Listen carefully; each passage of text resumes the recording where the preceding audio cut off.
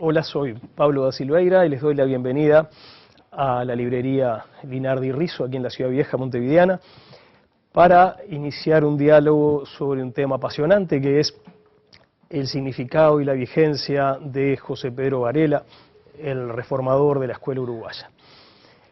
Para hablar sobre este tema tenemos dos panelistas de lujo, Tomás de Matos, abogado, escritor, autor ex abogado, dice él, pero no es cierto, me parece, autor de algunas de las novelas más emblemáticas de la producción literaria reciente en el Uruguay y ex director de la Biblioteca Nacional, y Carlos Pareja, filósofo, profesor universitario, investigador en el CLAE y en la Universidad de la República, y autor de algunos de los artículos de filosofía política más removedores que se han escrito en este país. A manera de introducción, me gustaría empezar preguntándoles muy brevemente, en 2 minutos, ¿por qué se interesan en Varela? ¿Qué es lo que les hace pensar que vale la pena reflexionar sobre su obra, sobre su legado? Carlos, ¿empiezas tú?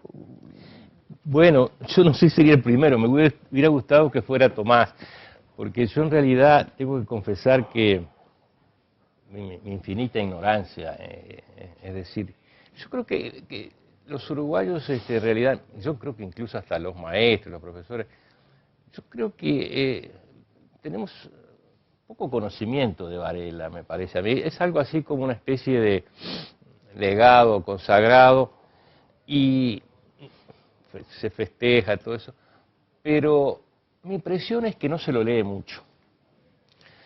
Y yo, como uruguayo común, además no conozco de educación, ni en el aspecto de gobierno, ni en el aspecto de los procesos de aprendizaje, ni estudié Varela, hubiera pasado toda mi vida sin conocerlo, si no fuera por una circunstancia muy especial.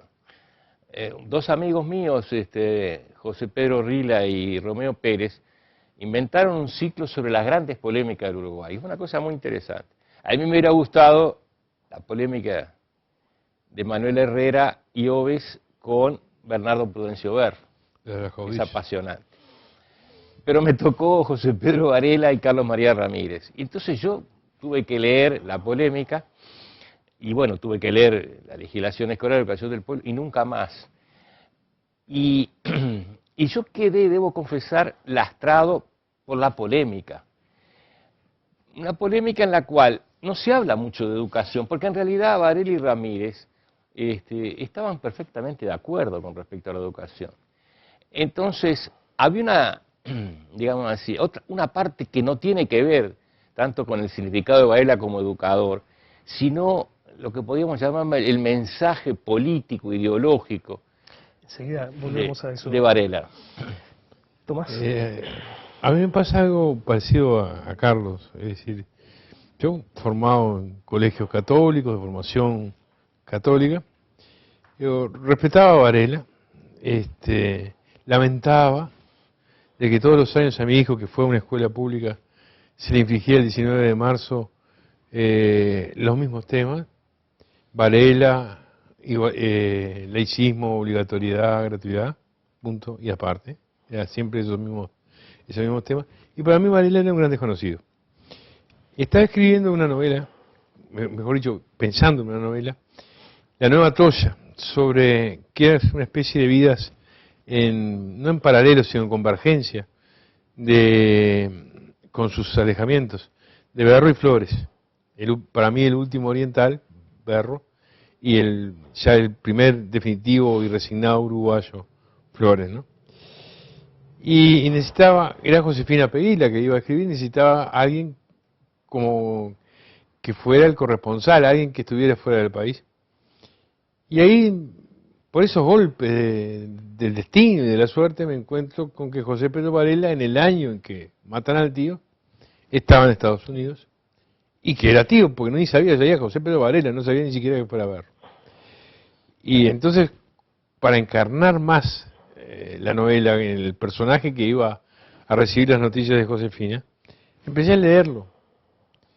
Y me encontré con que no era un profeta adusto para nada, ¿no? Es decir, lo primero que me enteré fue lo epidérmico de Varela, es decir, el Varela mujeriego, el Varela que se batió a duelo, el Varela periodista, el Varela que quería ser poeta y que fue recibido por Víctor Hugo, y un poco de esa anécdota. Me pongo a leer a José Pedro Varela después, bastante, todavía no lo he terminado, voy en la mitad y me doy cuenta que tengo que escribir una novela sobre él, porque me parece que es un gran personaje, ¿no? Es decir, con sus luces y sus sombras, pero un excepcional personaje. Vamos a empezar a hablar de las luces y de las sombras de Varela, del modo que me parece que hay que hablar de estas cosas, con mucho respeto, con mucho reconocimiento, pero también con valentía, y enfrentando los problemas que pueden ser más difíciles de evaluar y de procesar. Y me gustaría empezar por la gran sombra de Varela, tal vez la sombra que más se le ha achacado, que es la sombra política, el hecho de que para impulsar su reforma escolar aceptó convertirse en un funcionario y un jerarca de una dictadura militar, algo que muchos no le perdonaron nunca. Se sabe, por ejemplo, que José Valle de Ordóñez nunca miró con buenos ojos a Varela porque le reprochaba esa actitud. Pasado el tiempo, vistas las cosas a la distancia, hay como varias interpretaciones posibles de este gesto, ¿no? Para algunos, Varela fue un oportunista que se convirtió en colaborador de una dictadura para tener poder. Tal vez era eso o algo parecido a eso lo que pensaba Valle de Ordóñez. Para otros, Varela era un ambicioso, interesado en marcar la historia del país y entonces hace un pacto con el diablo porque eso le va a permitir efectivamente ir lejos e ir rápido. Para otros todavía es un idealista que se sacrifica, un hombre que por origen familiar, por sus amigos, pertenecía justamente a los sectores políticos más enfrentados a la dictadura, cruza las líneas sabiendo que va a perder amigos, que va a generar rechazo, incomprensión, y de algún modo se inmola por una causa que le parece finalmente más importante que su propia persona. ¿Cómo tenemos que verlo? ¿Alguno de esos retratos es el más adecuado? ¿Todos tienen algo de correcto o hay que tener una visión totalmente distinta? Tomás. Pero siempre tendríamos que ubicarnos en una cosa, ¿no? Es decir, cuando Latorre decide tomar el poder, es decir, pasar a ser el protagonista, no matear más ya con el presidente y los ministros o con Soler, sino directamente tomar el poder. En definitiva, los diarios de la época presentan el hecho con optimismo. Optimismo crítico, distancia crítica. Por un lado, lo ven como solución. Se acababa con el escándalo del acuerdo de Andrés Lamas y Magua, donde en definitiva prácticamente el patrimonio del Estado era garantía de dinero emitido por el Banco Magua. Y piensan que puede venir un gobierno honesto. Segundo, el gobierno que estaba era un gobierno no legitimado por elecciones ni nada, es decir, era una dictadura. Y ya que citás a Valle de Ordóñez, dos cositas. Primero, hay una carta del padre Lorenzo Valle a Valle de Ordóñez, donde le habla diciendo, te lo digo porque sé que tú ves con simpatía esta reforma escolar. Entonces, es decir, el Valle del 81 no es el Valle del 79, ni el Valle del 76 al 79. Ese Valle pronuncia, cuando Lindolfo Cuestas da el golpe de Estado, que hay dictaduras que son benditas, y golpes de Estado que son benditos en la medida en que vayan hacia el recaudamiento de la democracia. El siglo dice eso en ese momento. Más, se juntan periodistas, o mejor dicho, las élites del día y de la democracia, y resuelven que Carlos María Ramírez y Sienra vayan a visitar a Latorre. Y la visita se frustra porque Latorre no los recibe.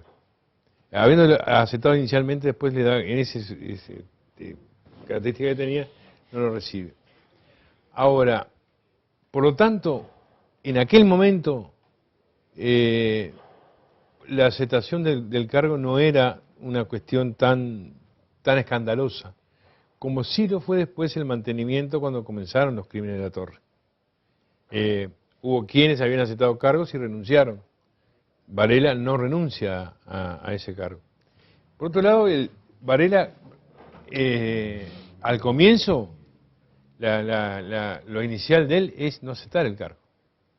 Pasan 4 días y le escribe una nota digna y valiente cuando acepta el cargo.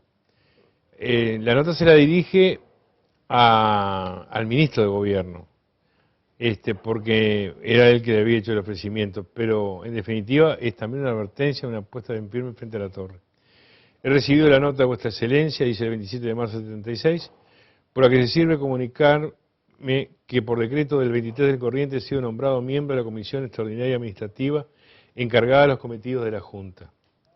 Volviendo en nombre de elevadas consideraciones, es decir, cambiando, en nombre de elevadas consideraciones de patriotismo, sobre una primera resolución tomada e imponiéndome al hacerlo el arduo sacrificio de legítimos escrúpulos y fundadas resistencias, acepto el puesto para el cual se me nombra. Pero todavía agrega, con el firme y decidido propósito de servirlo fielmente en la medida de mis facultades, mientras crea poder hacerlo en pro de los intereses públicos y sin mengua de la dignidad del ciudadano y del hombre. Es decir, en definitiva, yo creo que de las 3 posibilidades nos encontramos con un idealista y nos encontramos también con un idealista decepcionado. Es decir, el principismo lo ha marcado a Varela, sobre todo con la Revolución Tricolor, que fue una locura, y además con las cámaras bizantinas. Es decir, con las cámaras que dieron lugar a la caída de Yauri, principista él, pero nombrado por el Partido Colorado, y por lo tanto ya eso bastó para que los principistas desde el principio al fin le pusieran un freno a un gobierno hamletiano del Pepe Yauri. Entonces pienso que en definitiva es... y otra cosa que es importante, en la legislación escolar él contabiliza, Barrón dice que incluso le falta alguna alteración del orden, entre la Guerra Grande y, entre la paz de la Guerra Grande y el 76, es decir, en definitiva, son un cuarto de siglo, 19 revoluciones. Incluso pone como nota al pie, y ahora el golpe del general Latorre es uno más que tenemos que contabilizar. Es decir, era la absoluta inestabilidad política. ¿Qué democracia se estaba defendiendo? Yo creo que él puso en la balanza, en los 2 platos, un plato, la democracia actual de Uruguay, y en la otra la democracia que él había vivido y admirado en Estados Unidos, que había estado sometida a una terrible crisis entre el Congreso y el Parlamento y el presidente, que había sometido a juicio político a Andrew Johnson y que en definitiva lo había resuelto por un juicio político, sin derramamiento de sangre después de la guerra de secesión, porque todo ese conflicto estaba precisamente basado en todos los temas de la guerra de la secesión, de cómo reconstruir a la nación estadounidense. O sea que en tu visión prima el Varela idealista en el momento de tomar una decisión extremadamente difícil. ¿Carlos? Yo creo que podríamos pensar las cosas en términos más cercanos a nosotros, porque nosotros tuvimos ese tipo de problemas hace muy poco. Es decir, tuvimos una dictadura desde el 73 al 85 y se nos planteó el problema moral de Varela, aceptar cargos o no renunciar. Y yo creo que a la luz de lo que a mí me pasó y lo que yo pensé, creo que Varela sale bien parado en este sentido. En otros sentidos me parece que no. Primero, él no se ofreció a la dictadura, al contrario, la dictadura lo vino a buscar reconociendo 2 cosas. Primero, que era un individuo que formaba, digamos, parte de la oposición, que sus amigos y él habían sido perseguidos. Más, yo creo que, eso sabrán mejor los que han estudiado, A mí me parece que hay un momento en la vida de Varela que es como San Pablo en el camino de Damasco, que es el 15 de enero de 1875, que es el famoso motín de los candomberos, donde muere Federico Lavandera y todo eso. Sí, donde él era candidato de los principistas. Exactamente, cosa que yo me enteré hace poco. Es decir, él hacía muy poco que había estado haciendo política. Así que para el gobierno que le ofrecía el cargo, era una garantía de que no iba a buscar a alguien afín a él. Él era alguien famoso y conocido, renombrado como opositor, y todos sus amigos, algunos desterrados, él mismo había sido desterrado. Así que por ese lado, la actitud de Varela... Pero además él, si yo no leí mal, él exigió condiciones. Él exigió condiciones y nombró como equipo a toda la gente también, que era intachable de ningún alineamiento con el gobierno. Ahora bien, es interesante porque vengamos a lo que nos pasó a nosotros ahora. Fíjense, por lo pronto, bueno, ¿cuándo uno tiene que decir que no? Y acá tuvimos estos casos, por ejemplo, bueno, el vicepresidente, que a pesar de ser un cargo electo, él dijo no. Muchos ministros renunciaron, otros quedaron. Los intendentes eran cargos electos, algunos se quedaron, caso de Bernacchini y Chirucci. Pero en general, supóngase, uno está dirigiendo un hospital, ejerciendo la docencia, la medicina, cargos de administración. Yo tuve que renunciar. Pero yo me puse estos principios.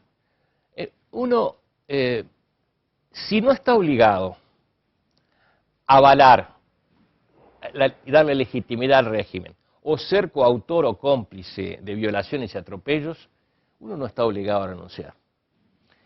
Entonces me parece que por ese lado Varela sale bien. Yo tuve que renunciar porque a mí me exigieron como profesor universitario que firmara una declaración de fe democrática. Y yo eso no, me parecía que yo no podía dar mi firma para eso. Me parecía que eso era una legitimación. En otros casos uno tiene que renunciar después, cuando lo obligan, siendo cualquier cargo, coautor o encubridor de atropellos y abusos. Entonces uno tiene que renunciar. Ahora, a mí me parece que el pecado de Varela contra la política y la democracia es mucho más grave. Es muy, muy grave. Y yo espero no ser injusto con él. Yo creo que Varela, después del 15 de enero, a lo mejor antes, él, digamos así, su desencanto, como dice Tomás, lo convirtió en alguien que reniega de la política, reniega de la ciudadanía, desprecia todas las instituciones, las asambleas, y él considera que al final las asambleas nunca van a hacer una obra legislativa sobre educación, así que bueno, hay que aprovechar esta oportunidad porque si confiamos en la clase política, en la opinión de la gente, los partidos políticos, entonces nunca va a haber una reforma escolar. Y a mí me gustaría, si Tomás y Pablo están de acuerdo, que habláramos de ese desencanto de Varela con respecto a la política y de todos los pecados que él cometió, porque a mí me parece que son muy, muy graves.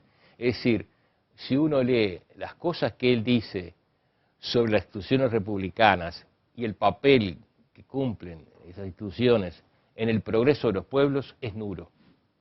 Él no espera nada. Además, la discusión entre Varela y Ramírez es muy interesante porque Ramírez la centró bien. Después nos dice muchas cosas muy importantes. Varela dice, los asambleas, los regímenes de gobierno, los sistemas electorales, mejores o peores, la legislación, son efectos del estado de las sociedades. Entonces, uno, si quiere hacer militancia política, está trabajando sobre, digamos así, sobre lo que es mera derivación. Los gobiernos son resultado del Estado social. Entonces hay que atacar directamente el Estado social, por atrás. Yo creo que eso es colocarse como un dios por detrás de la sociedad, no sé, dedicarse a adiestrar, a maestrar, a disciplinar gente por alguna máquina externa, sustraída al ágora, sustraída a la ciudadanía, y entonces de ahí vendrá la buena legislación, de ahí vendrán los buenos gobiernos como una especie de fruto natural, pero las causas profundas, permanentes, son, digamos así, esa condición civilizatoria que no se obtiene por la educación. Entonces yo les propongo a Tomás y a Pablo que nos concentremos en Varela y la política en ese sentido. Varela hace una recusación de la ineficacia y la irrelevancia de todos los protagonismos. Es decir, en el mundo de Varela, a ver, no hay lugar para Martin Luther King, para Mandela o para Rosa Parks, para los gestos, protagonismos, para la legislación. Por ejemplo, ahora Obama acaba de sacar una legislación financiera de 2000 páginas. Bueno, el tejido complicado de articulaciones institucionales, para Varela eso no tiene relevancia. Por ejemplo, Varela dice, Inglaterra se salvó de la bancarrota después de las guerras napoleónicas por sus escuelas. Y Ramírez le dice, no existían escuelas importantes en Inglaterra. Inglaterra tenía 800 años de Carta Magna, parlamentos, sindicatos, jueces, prensa. Tenía tradiciones, instituciones democráticas. Es por eso que el vigor. Entonces, yo les propongo, si ustedes están de acuerdo, dedicar un tiempito a esa recusación que hace Varela y, por supuesto, a la oposición que hace Ramírez, ¿no? ¿Tu visión sobre eso, Tomás? Yo no estoy de acuerdo con Carlos. Yo creo que hay en Varela una recusación de la democracia vivida, del proceso histórico. Y me parece que eso es clarísimo cuando le dice, polemizando con Lucas Herrera y Oves, a raíz precisamente del proyecto que él había presentado de reforma escolar, y Herrera y Oves le dice cómo defiende mucho la enseñanza en la familia, no en la escuela, para los patricios. Cómo van a juntarse con los mulatillos y los pobretones que andan por la calle. Es peligroso para ellos, es contaminar la familia de malos hábitos. Y él le dice que precisamente él quiere convertir al populacho en pueblo. Yo creo que Varela lo que está apostando ahí, y ahí en un caso yo tomaría una frase de Reina Reyes, es a una escuela que construya ciudadanos. Es decir, que convierta al populacho en pueblo. No se fija en los elegidos, porque los elegidos siempre van a fallar. Se fija fundamentalmente en los electores. Y hay reiterados pasajes donde él analiza las razones. En definitiva, para resumir, en las monarquías el soberano es el rey. Entonces hay que educar al soberano, hay que educar al rey. En las repúblicas el soberano es el pueblo, por lo tanto hay que educar al pueblo. De ahí todo el tema de la educación popular, etcétera.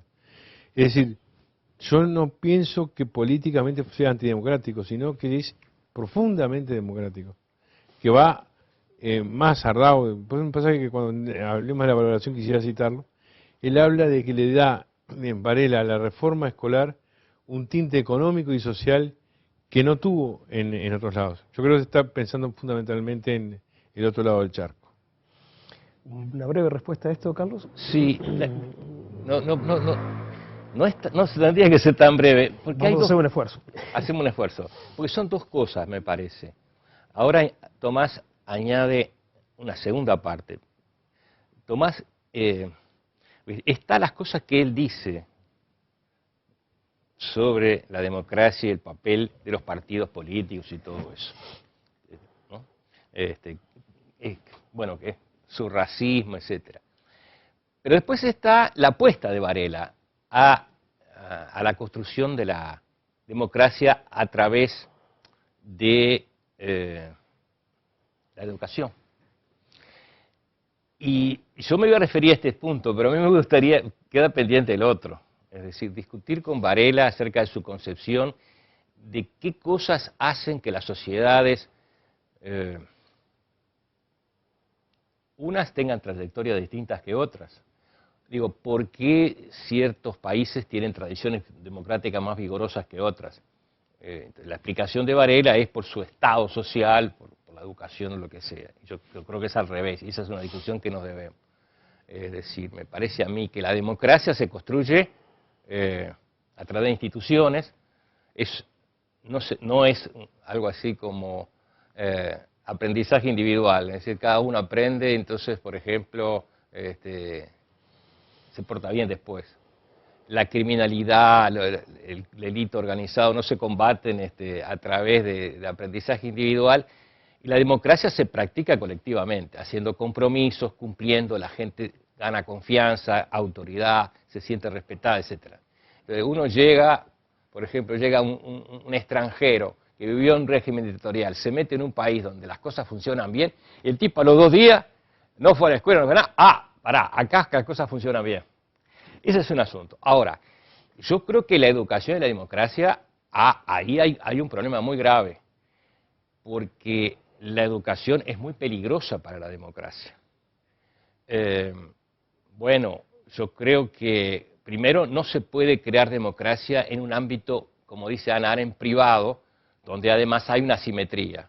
El niño es dependiente, está tutelado, hay alguien que impone la regla, la autoridad, y por lo tanto no practica verdadera igualdad. Tampoco practica verdadera igualdad porque hay también competencias y notas y todo lo demás. Pero no se siente igual en un mundo de iguales. Y de hecho nosotros sabemos que la escuela y los niños son un material terrible para todas las aventuras autoritarias y fascistas. Bueno, por lo pronto, en Alemania la mayor parte de los docentes de todo nivel, hasta universitarios, tuvo una adhesión muy alta al nacionalsocialismo, mucho más que obreros y campesinos, y las organizaciones juveniles, los campamentos, las escuelas, los liceos, fueron lugares de experimentación, de verdaderos experimentos fascistas educativos. Lo mismo pasó en Italia, en Rusia, el comunismo, y hace poco se hizo una película brutal de un profesor norteamericano allá, en el cual los alumnos del liceo de Norteamérica le preguntaron, ¿cómo puede ser que la gente no se diera cuenta que mataban, que estaban violando, asesinando a millones de personas, judíos, homosexuales, gitanos, lo que sea, disidentes? Entonces el tipo estuvo 15 o 20 días haciendo un experimento y lo tuvo que parar, y era en el liceo, porque a los 15 días los muchachos se habían convertido en bestias feroces y crueles. Es decir, que la escuela, digamos así, no es un antídoto. En el Uruguay, ¿qué pasó? La reforma escolar. Vamos a dejar el qué pasó, te propongo, Carlos, para después, porque eso es parte de lo que tenemos para conversar. No, quiero decir que fue al revés, ¿no? Es decir, nosotros seguimos. Vázquez Acevedo y Varela. Vázquez Acevedo era cuñado, ¿no? Vázquez Acevedo era cuñado y primo doble. Y primo doble. De la esposa. Ahí está. Adela Acevedo Vázquez era bueno, prima de... Vázquez Acevedo era vareliano, educador, reformó la universidad y todo lo demás. Sin embargo, en 1915 presidía el directorio del Partido Nacional y él estaba por la abstención. Él decía, no me importa que haya escuela, ni Estado social, ni nada. Acá si no se dan garantías, no vamos a convalidar esta farsa. Es decir, las instituciones democráticas uruguayas vinieron 40 años después de la reforma escolar, cuando hubo garantías de sufragio, padrón electoral, comisiones, mecanismos, controles, que le dieron garantía a la gente. Enseguida, haya ido o no a la escuela, el asunto es que enseguida se arregló. Uruguay pasó a ser una democracia madura en el año 24, 25, a las leyes electorales, como si hubiéramos toda la vida sido demócratas. ¿Por qué? Porque se resolvieron compromisos y pactos fundamentales, colectivos. No ir a la escuela a aprender a ser demócrata. Es como si dijéramos, vamos a combatir la inflación enseñando a los niños que no tienen que remarcar los precios. La democracia se aprende conviviendo y ejecutando en instituciones libres e entre iguales. A mí me parece muy interesante lo que está pasando acá. Dos personas inteligentes y bien formadas están absolutamente en desacuerdo. Uno piensa que la educación tal como Varela la entendía es una condición para la democracia, otro piensa que la educación tal como la entendía Varela es una amenaza para la democracia. Parece un buen ejemplo de el déficit de reflexión que tenemos en estas cosas y el déficit de discusión que tenemos en estas cosas. Hay mucho para conversar y muchas ideas para intercambiar en este punto. Lamentablemente no vamos ahora a agotar semejante tema. Me gustaría igual tocarlo después, en algún momento. Sí, antes que pasemos a otro, Bueno, adelante. Yo lo que quería decir, digo que en la educación del pueblo se ve claramente, sobre todo en el tomo segundo, una enorme preocupación de Varela por convertir a la escuela en una instancia democrática, en una institución democrática. Y le dice primero, dice, el protagonista de la educación es el propio alumno. Los maestros y los textos son nada más que auxiliares. Y por lo tanto desarrolla mucho, tomando a Pestalozzi, ya estamos tomando también el tema de la originalidad o no originalidad de Varela, la idea del juego. Le importa mucho que jueguen los roles para que aprendan la democracia. Y todavía llega a decir en un pasaje, lamentablemente el desarrollo insuficiente del niño implica que haya algunos elementos de monarquía, pero el aula tiene que ser una república y los niños tienen que participar todo lo que puedan en la formación. Yo creo que eso depende del régimen. Eso es el primer elemento, depende del régimen. Y segunda cosa, que también me parece esencial, Varela fue un sembrador de una ilusión, como dice Baferreira.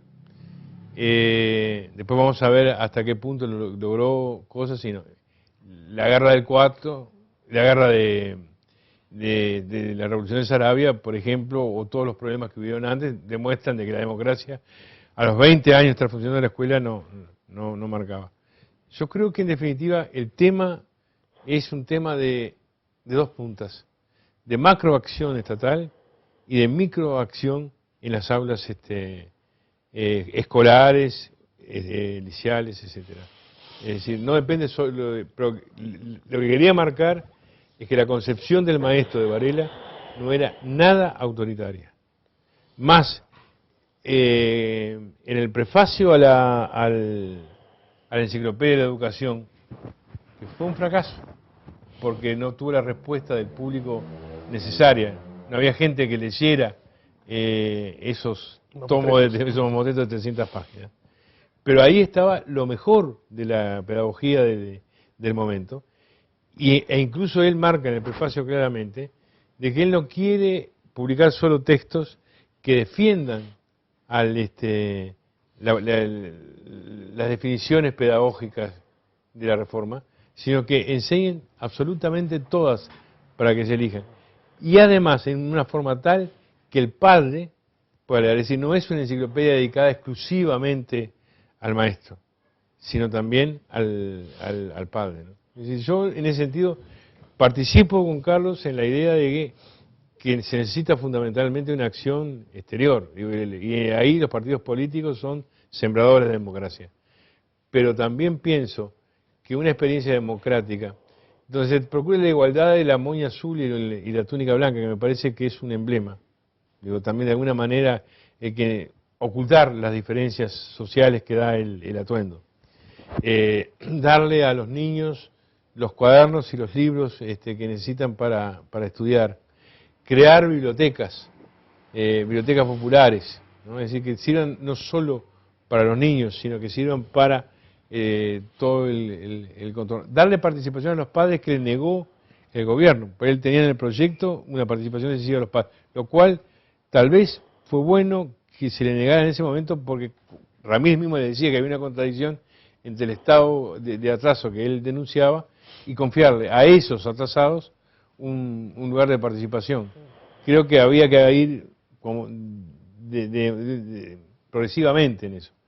Pero quiero decir, yo no lo veo para nada autoritario a Varela, y lo veo por el contrario un libertario, como fue toda la vida, desde sus lecturas del Evangelio americano de Francisco Bilbao. Solo en un minuto para cerrar este tema, tu visión de la túnica blanca y la moña de la que habla Tomás. Sí, yo digo, no se trata de que Varela fuera autoritario. Yo digo, es la confianza en la escuela lo que a mí me parece que no es ninguna garantía, no es ningún labón sólido para construir igualdad y ciudadanía. Ahora, yo creo que no sé, la experiencia de la escuela, yo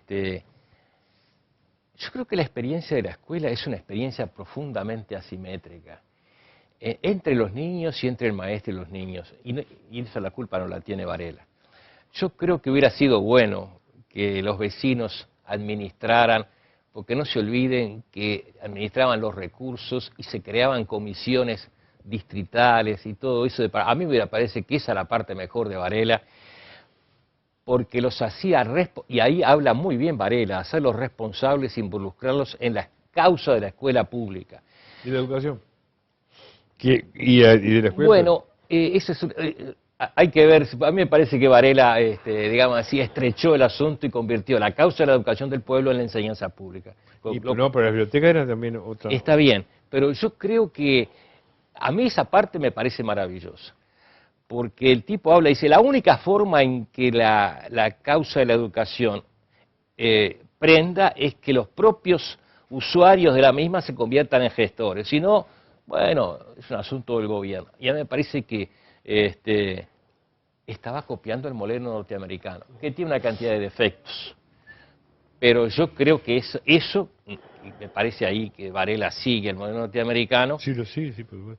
a fondo, eso funcionó muy bien en Norteamérica, tiene sus limitaciones, me parece que le falta un problema de equidad a nivel regional y todo lo demás, pero eso hubiera sido bueno, esa es la parte mejor de Varela. Digo, asimétrica ¿en qué sentido? Bueno, desgraciadamente los niños son muy crueles. Yo fui cruel y fui cruelizado, digamos así. Nos castigábamos mutuamente, nos hacíamos la vida imposible, y los maestros, no sé si no es un problema de Varela esto, ¿no?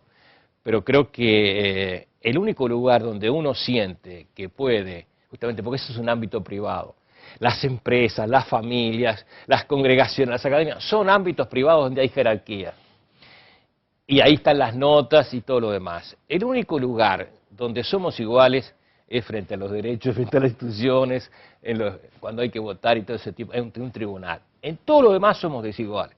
Así que no se puede construir igualdad en ámbitos donde hay asimetrías profundas y los maestros no pueden controlarlas de alguna manera, tienen que en todo caso administrarlas, me parece a mí. Ahora que hablamos de estos temas que son complejos, me gustaría introducir otro elemento en esta discusión.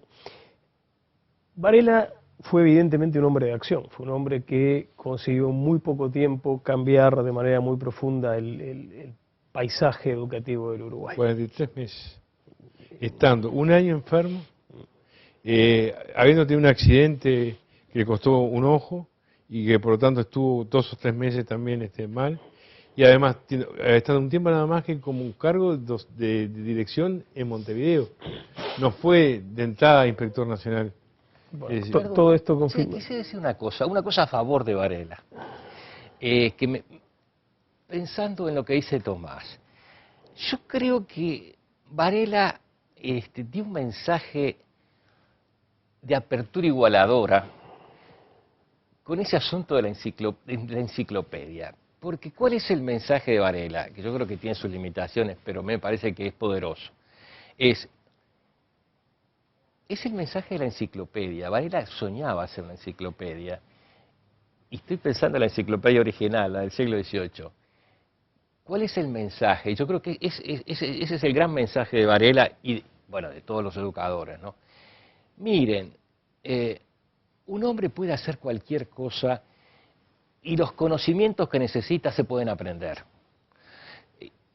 Es absurdo decir que están en los libros. La enciclopedia dice, bueno, mire, la jardinería, la cría de galgo, lo que sea, la química, todo está en los libros y está ahí, se puede resumir en una enciclopedia.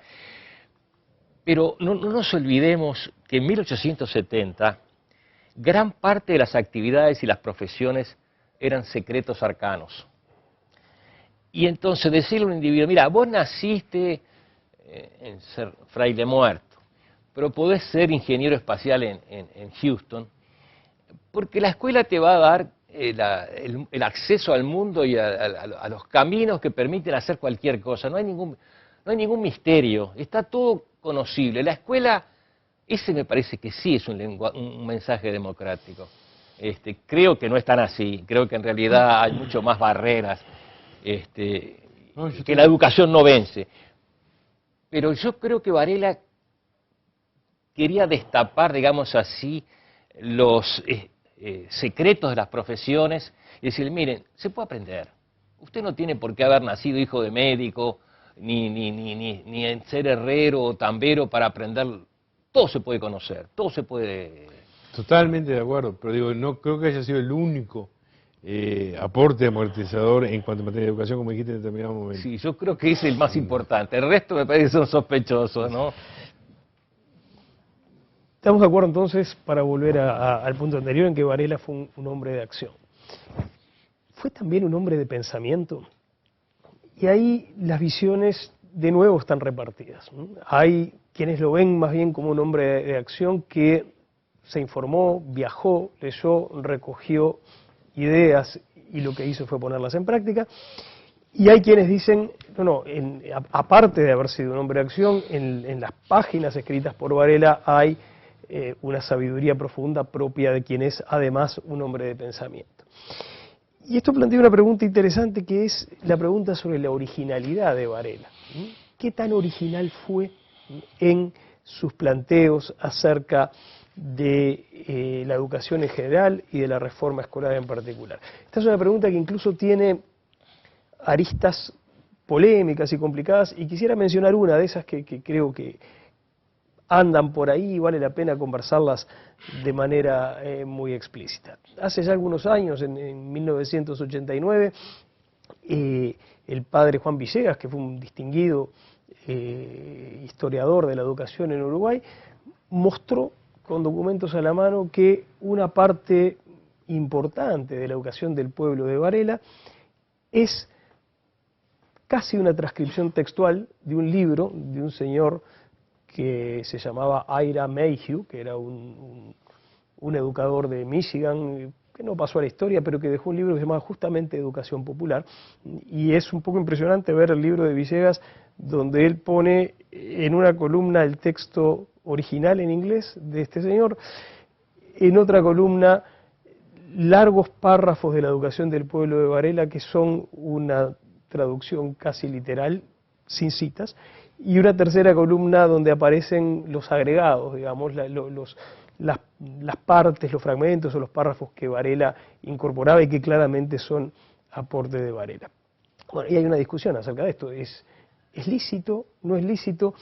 En la introducción a la educación del pueblo, Varela demuestra ser consciente de lo que está haciendo, porque dice, no pretendo mucha originalidad, este libro es una especie de resumen de cosas que he leído sobre la educación, pero al mismo tiempo se presenta como autor y dice que trabajó 7 años en el libro, y uno escucha versiones diferentes. Entonces me gustaría que habláramos primero de manera general sobre el perfil de Varela. Fue sobre todo un hombre de acción, fue un hombre de pensamiento, fue una combinación de las dos cosas, y luego que habláramos un poquito de este tema específico, de su originalidad y de las discusiones que hay al respecto.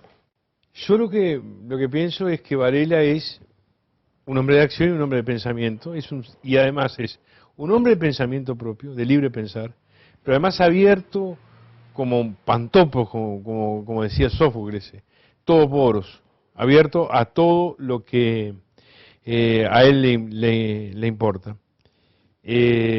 Que en este materia es el tema de la educación.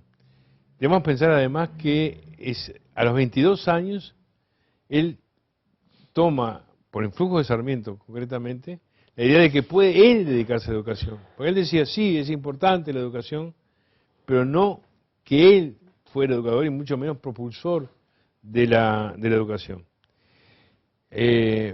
eso es un primer punto. Segundo punto, me parece a mí que las reglas de la academia en cuanto a plagio eran muy distintas. En la polémica con Ramírez, Ramírez ensaña con una frase muy pedante, una metáfora innecesaria sobre la refracción del agua, que distorsiona la percepción, y en definitiva Varela le contesta: esto yo no lo escribí, lo escribió Spencer. Uno va a la legislación escolar y no está mencionado. Y él después sí le reconoce sin ningún tipo de problemas que eso era de Spencer, no de él. Segunda cosa, lo de Ira Maggio. Sí, hay 4 libros de él que están en el estante 2 de la biblioteca 6. Es decir, influía... ¿En la biblioteca? 6. Es decir, de todas las bibliotecas que contienen los libros de Varela, está inventariado, hay 4 títulos de él. Pero ojo, tiene mucho menos mención que otros autores, mucho menor influencia, ¿no? No es casualidad que Carlos María Ramírez, que lo conocía bien, le dice el Horace Mann uruguayo, no le dice el Ayrat. Y por ejemplo Barnard, que es el que más importa para la enciclopedia de la educación, influye más. Es decir, hay muchos autores, sobre todo norteamericanos, que influyen enormemente en Varela.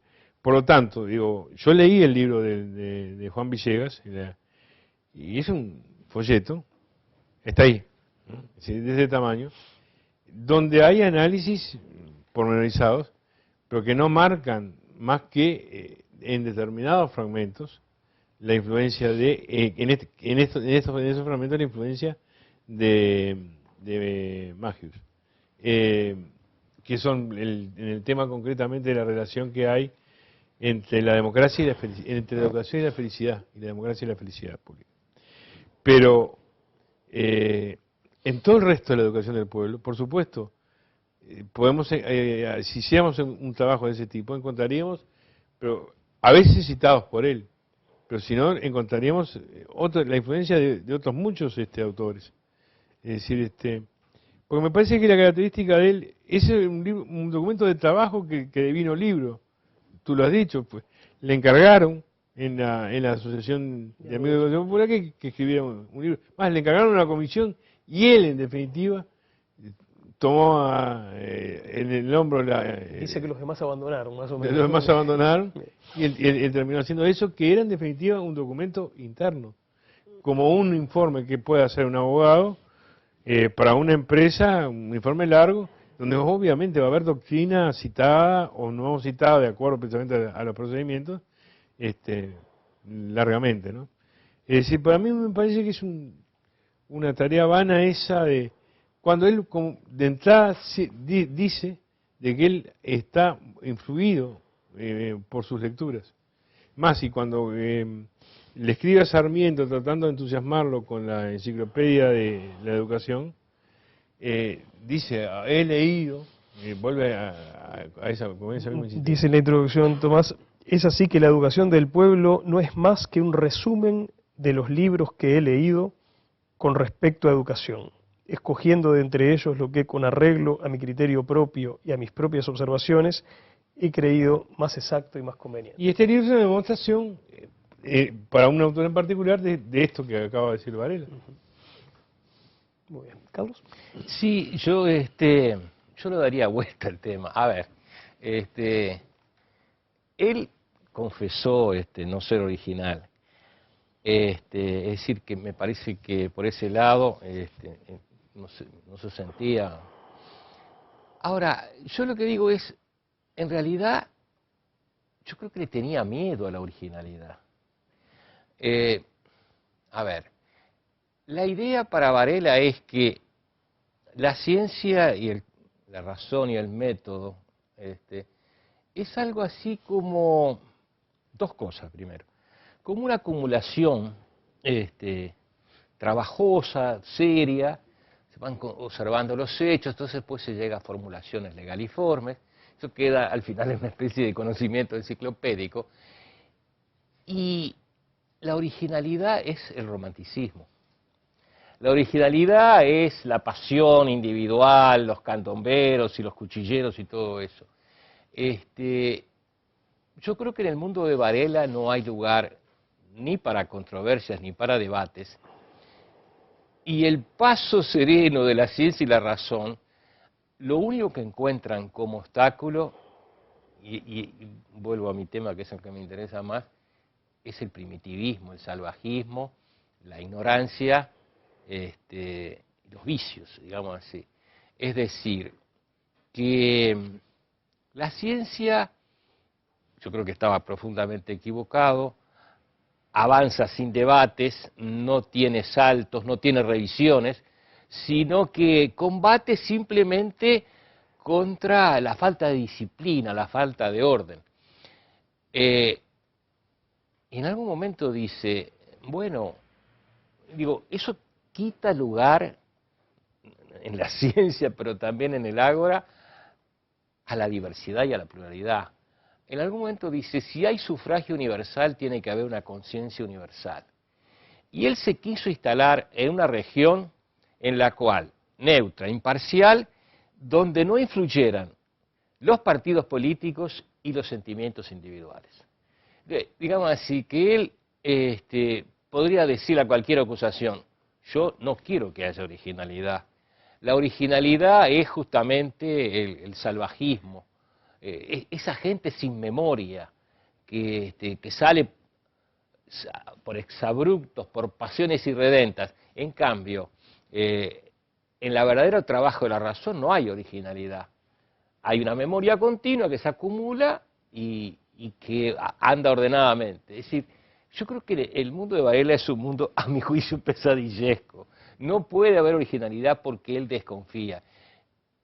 Y tampoco en el aula. Yo creo que Varela tenía una pasión enfermiza por el control, hasta el tamaño de los borradores, de los techos, medidos en centímetros.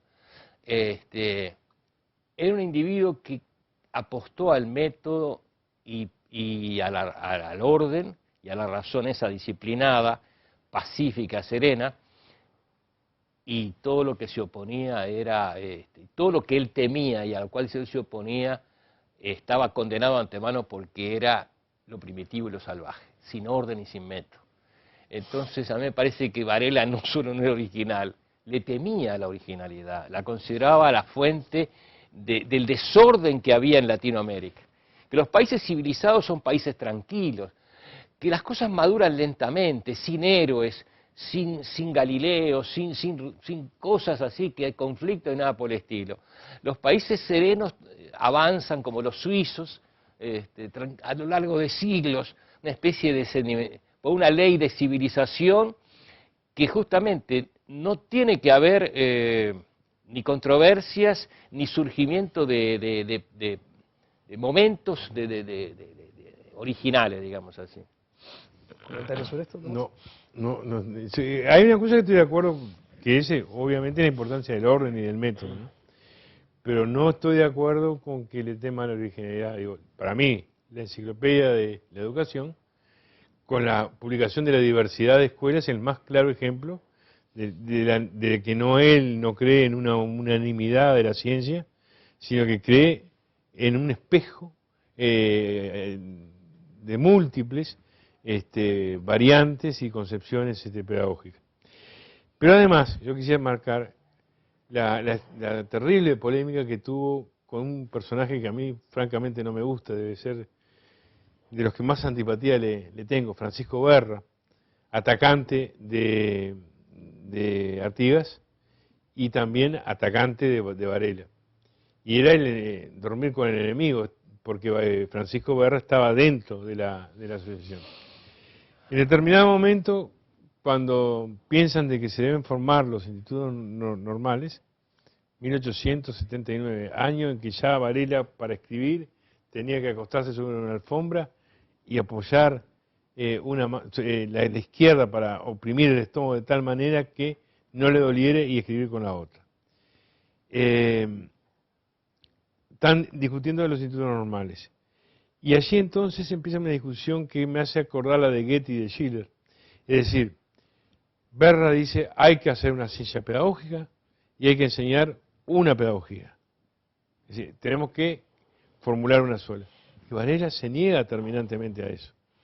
Y lo que quiere es precisamente seguir siendo pragmático, seguir viendo las experiencias que hay en los demás países e ir incorporando... Ahí sí creo que él se sintió parte de algo, y algo que efectivamente existía, que era un movimiento reformista internacional, que se identificaba con Sarmiento en Argentina, con Mann en Massachusetts, que tú mencionabas hoy, y creo que eso sí él se sentía miembro de algo que estaba pasando en las sociedades democráticas de su tiempo, y que él quería que también pasara en Uruguay. Yo creo que él veía que eso era algo incipiente, algo que era no solo una ciencia, sino una política incipiente, porque generaba resistencias enormes en diversos lugares y que había que enfrentarlas de diferentes maneras, y riesgos que también había que tomarlos de una manera. Pero digo, volviendo al tema de Berra, él se opone, y como no puede ir a discutir,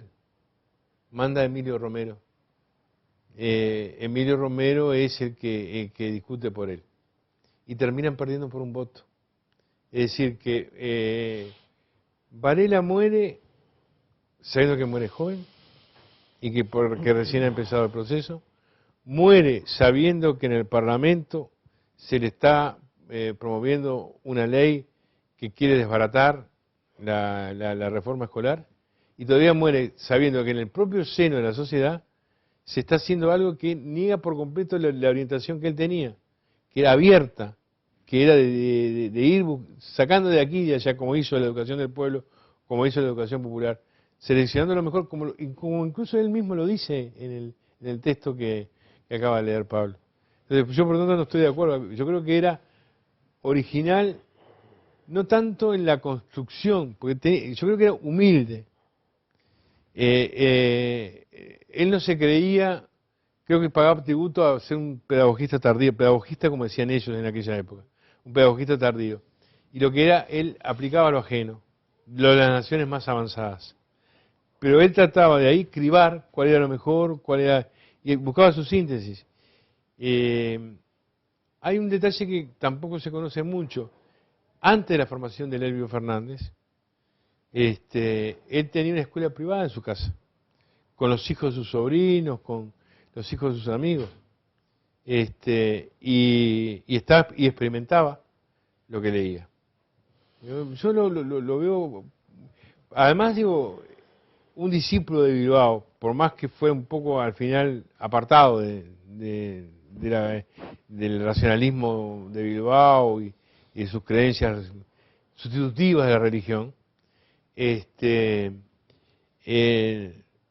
que considera que se debe ser soberano en sí mismo, digo, de algún modo, porque lo proclame abiertamente, yo creo que es un hombre que está dispuesto a ser original. Y el decreto de él, el proyecto de él, es original. Tú lo mismo lo decías en la parte que yo creo que es imprudente, porque no es lo mismo la sociedad estadounidense que la sociedad uruguaya, y coincido con Ramírez, tiendo a coincidir más con Ramírez, que eso era absolutamente, bueno, tú dirás que es el modelo norteamericano, pero quiero decirte, la división por distritos, todo eso es de él.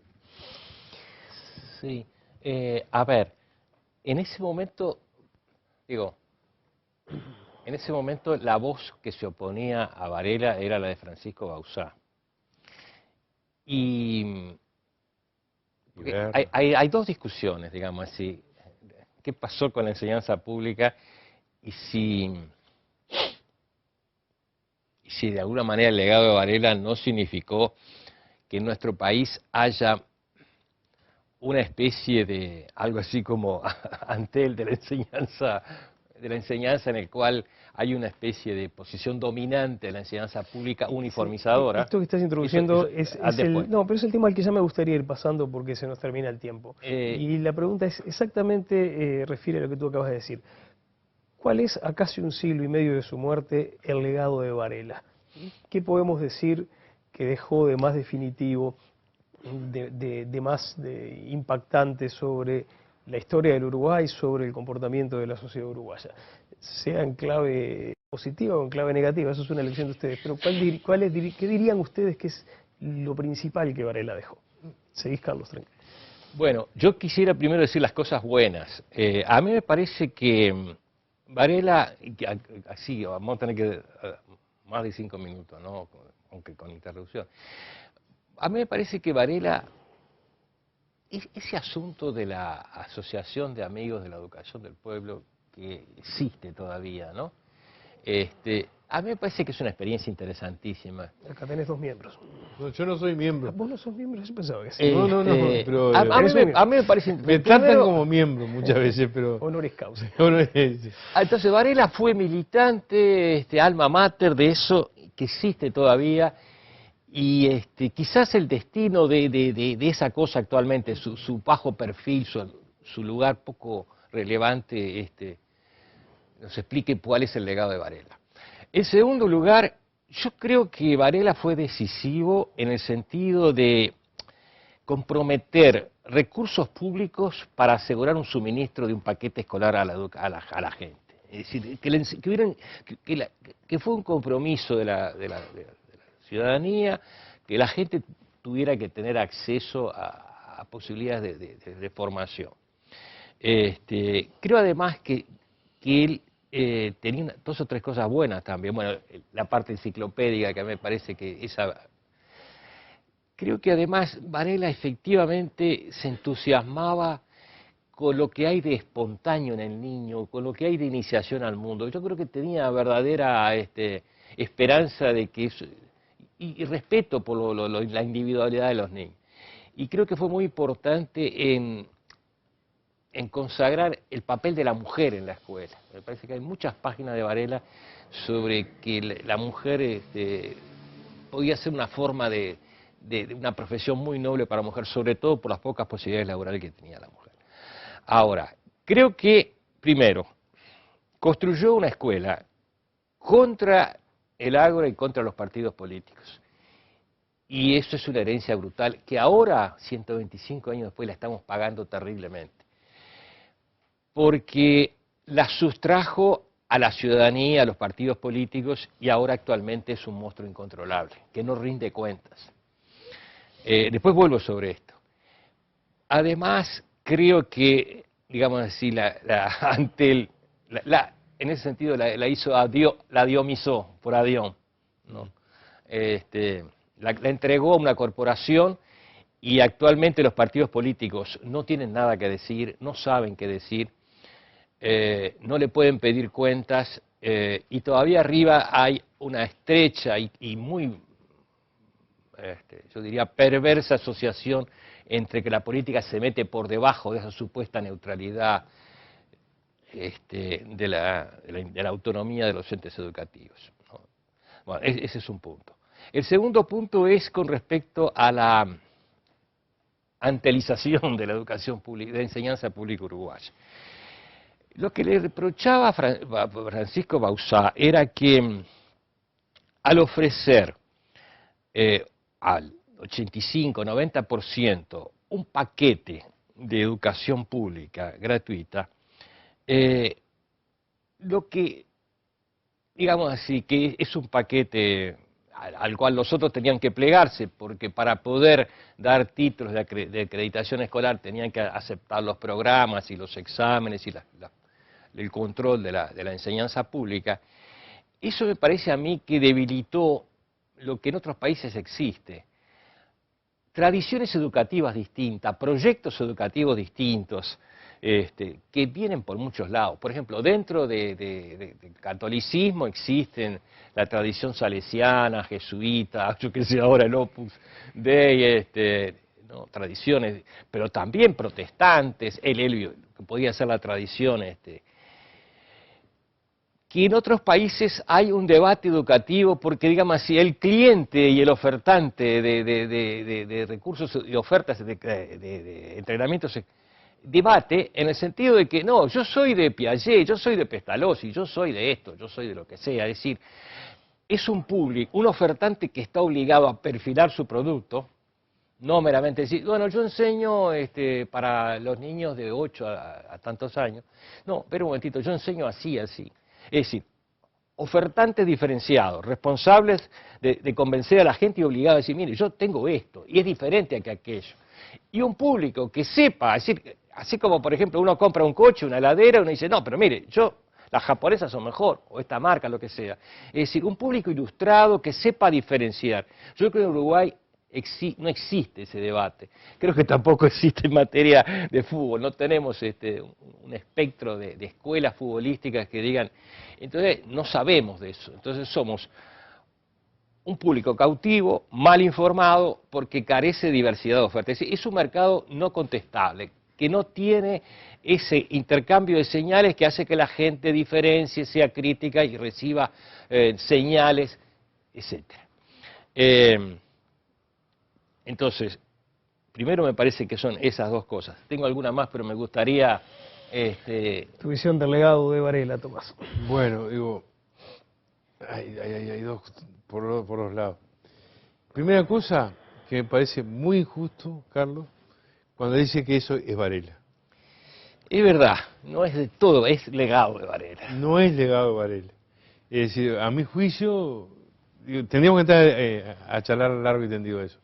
Pero Eduardo Acevedo, que era cuñado de él, el abogado, estuvo en instrucción primaria y cuando toma otro, que creo que es Santín Rossi, y habla de la nueva escuela, como diciendo que ahora van a hacer un programa, van a cambiar todos los programas, van a hacer una escuela diferente, le empieza a decir, le contesta, que hoy acabo de pedir acá en Linares y Rizzo que si me consiguen, porque yo tengo citas parciales, quiero tener todo el texto cortito de Eduardo Acevedo, dicen que son 3 o 4 páginas que publican en Anales de la instrucción primaria, donde le habla de que todo lo que él propone como nuevo de la escuela nueva, ya lo planteaba Varela, y que la escuela valeriana sufrió el apocamiento. ¿Sufrió? El apocamiento. Ajá. Término de Eduardo Acevedo. Que viene en gran parte por ese dominio en las escuelas normales de Concepción de Berra.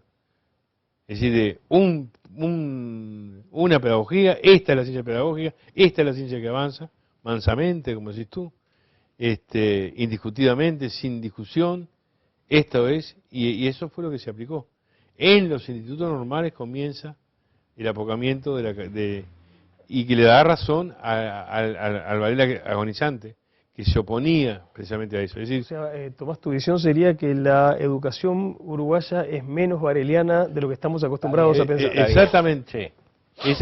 Y la otra cosa que también tenemos que destacar, que estamos hablando de reforma escolar, pero Varela, a través de Vázquez Acevedo, en definitiva, prolongó el tema de la reforma universitaria, por lo menos de secundaria, la separación de secundaria y la universidad. Y otra cosa que quería leer, eso es un segundito nomás, que bien cortito, que es el juicio de Ardao. Es decir, nosotros hemos hablado, delegado de Varela, pero de la reforma escolar. Ahora, Ardao dice en Pensamiento, Espiritualismo y Positivismo, la deslumbrante acción de Varela en el campo de la enseñanza escolar ha perjudicado hasta ahora la justa valoración de otros aspectos de su personalidad intelectual. Cuando se le sigue de cerca, se llega fácilmente a la conclusión de que fue la mentalidad uruguaya más original y revolucionaria de su tiempo. Lo dice Ardao, que es medido en sus conclusiones, ¿no? Muy prudente. Ha de reconocerse que no hay exageración en lo dicho si se piensa que le correspondió el singular destino de iniciar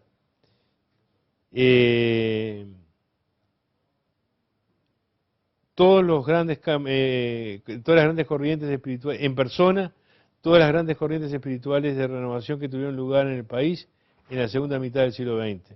Fue desde luego el iniciador en 1868 del gran movimiento educacional que él ligó a un sentido económico y social de la democracia como no se había conocido tan avanzado entre nosotros. Pero fue además el verdadero iniciador en 1865 del liberalismo racionalista. El verdadero iniciador, al regreso de su viaje, de la influencia sajona que revitalizó en todos sus aspectos de nuestra cultura en el último cuarto de siglo. El verdadero iniciador en sus 2 libros fundamentales del movimiento de la reforma universitaria. el verdadero iniciador, en fin, del modo de pensamiento y del tipo de acción emanado de la filosofía positivista que iba a caracterizar, hasta que vinieron Rodó y Bas Ferreira, a las próximas generaciones. Es decir, yo diría que el legado de Varela es un estilo de vivir. Digo, yo me sentaría fundamentalmente en eso. Un estilo de vivir que es el hecho de que yo no sé qué hubiera dado Varela en el 30, qué hubiera dicho después de la final del 30, que pudo haber vivido perfectamente, tendría 85 años. ¿En qué estaría si no estaría acompañando a Rodó y a Ferreira? Así como Einstein y Bas Ferreira hablaron, ¿qué hubiera pasado si hubieran podido hablar los dos? Bas Ferreira también lo elogia mucho a Varela, diciendo que a él no le importa tanto la reforma escolar, ni la introducción del pensamiento anglosajón, él que tiene tanta influencia luego de los anglosajones. Él dice que le da mucha importancia a la reivindicación de la excelencia educativa. Es decir, a la reivindicación de que la escuela pública enseñara de manera excelente. Y que echara a los inútiles, que los echó, están en todas las memorias, digo, echó a muchos porque no rindieron los exámenes.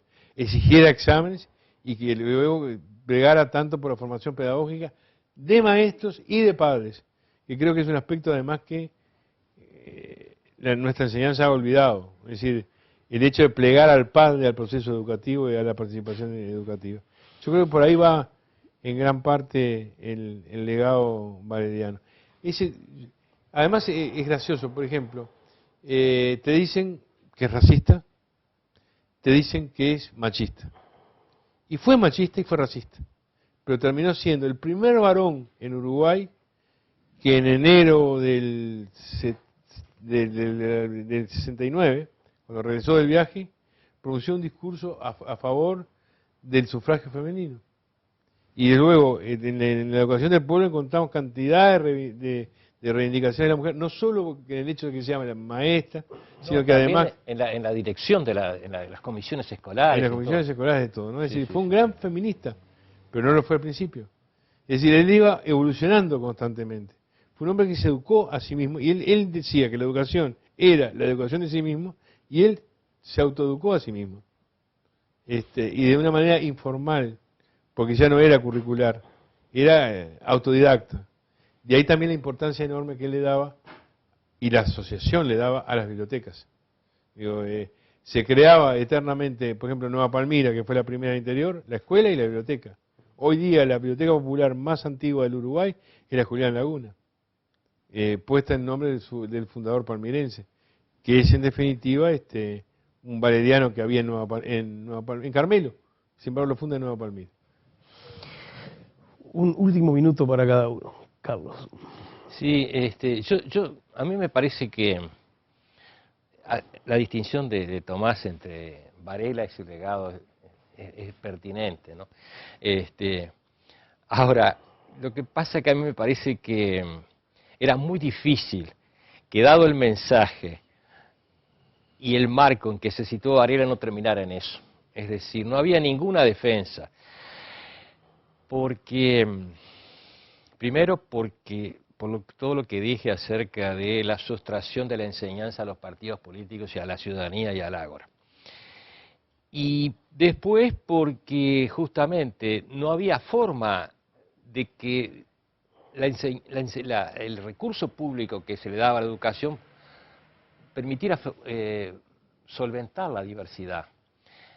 Yo creo que tenía que terminar en eso, y terminan nuestros días en esto, en que nosotros, los uruguayos, que somos contribuyentes a la educación pública, ¿no? Pagamos e incluso el impuesto específico, después como usuarios somos cautivos del lugar donde residimos. Es decir, me parece que Varela no puso ninguna tranca contra el hecho de que si alguien tiene título de maestro y está en un lugar, los niños de ese lugar, a menos que tengan plata, están presos de ese establecimiento y de ese maestro.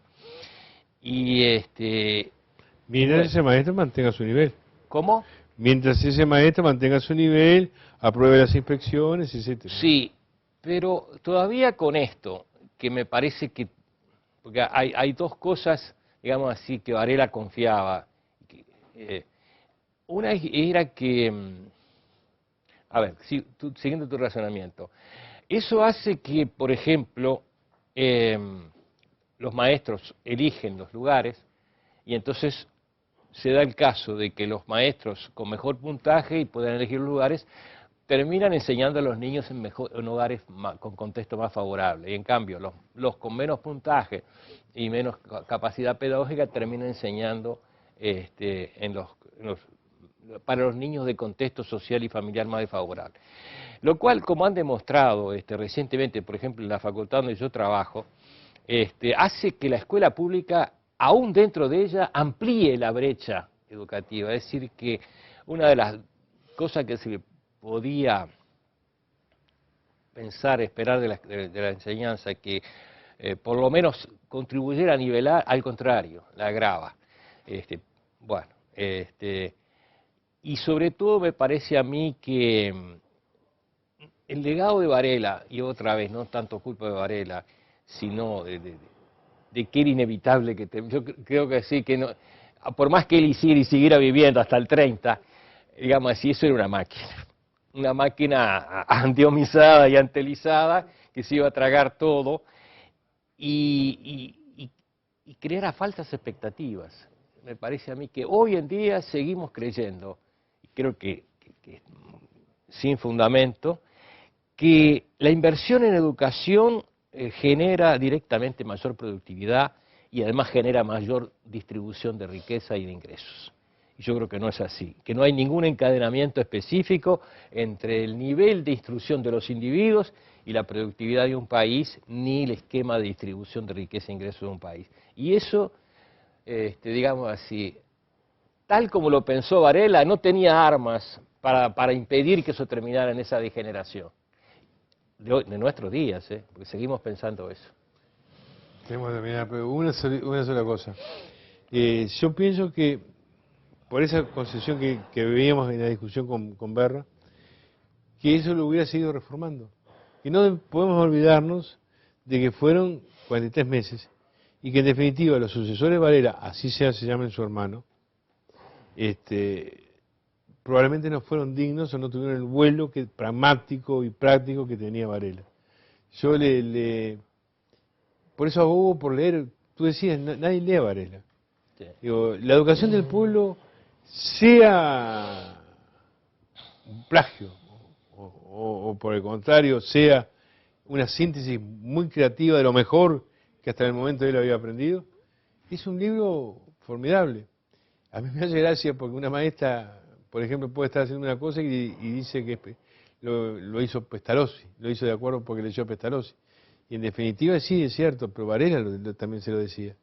Digo, el capítulo de los juegos en el segundo tomo, con forma de enseñar la democracia, la convivencia, el ir a un banco, el dinero, el comercio, etcétera, es decir, todo lo que es una cuestión de vida, importaba. Y yo creo que, por ejemplo, si Varela hubiera estado en estos casos, yo te reconozco que es así, digo, porque vivo en un pueblo chico, o viví en un pueblo chico y voy a seguir viviendo si Dios quiere, y notás que hay como una carrera, como una jerarquía, en la medida que van llegando las maestras más experientes a los cargos. Pero también digo, eso se puede corregir, y de alguna manera se está corrigiendo con los sueldos para las escuelas carenciadas, aumentando el sueldo, aumentando el estímulo, es decir, buscando la manera de que estén bien dotados, y sobre todo elevando siempre el nivel general de la maestra. Pero eso no es Varela, eso es nosotros. Sí, es verdad. Y hay otra cosa a favor de Varela. Varela era un individuo que quería medir estadísticas de todo lo que se hacía. Y creo que en el Uruguay actual la educación es un arcano misterioso y impenetrable. Es decir, que no se puede conocer ningún resultado acerca de la educación. Y Varela quería que todo fuera público. Es decir, que en ese sentido estamos en deuda con Varela. Y en eso que decís, da pena. Él se está porque es impune. El tipo que no informa hace lo que quiere. Exactamente. Da pena. Él se está muriendo, muere un 24 de octubre, y 2 días antes manda una carta diciendo que no se olviden que de mandar los datos. de mandar los datos, que el 30 de noviembre Exactamente. tiene que hacerlo. Exactamente. Bueno, yo les agradezco mucho a los dos habernos ayudado a sacar un poco a Varela de bronce. Está muy bien que Varela tenga Para bronce. sacarlo de bronce teníamos que hablar de Varela y las mujeres. Bueno, ese puede ser otro Otro tema. Está muy bien que Varela esté en el bronce, se lo merece, pero nunca es bueno dejar encerrado a alguien en el bronce, y creo que es bueno acercarse al Varela más humano, con sus pasiones, con sus impulsos, con sus contradicciones, con sus visiones que podemos o no compartir según cuáles sean los temas, pero con la enorme influencia que sin duda tuvo sobre este país y en particular sobre la enseñanza uruguaya. De modo que muchas gracias a los dos y creo que todos hemos aprendido mucho.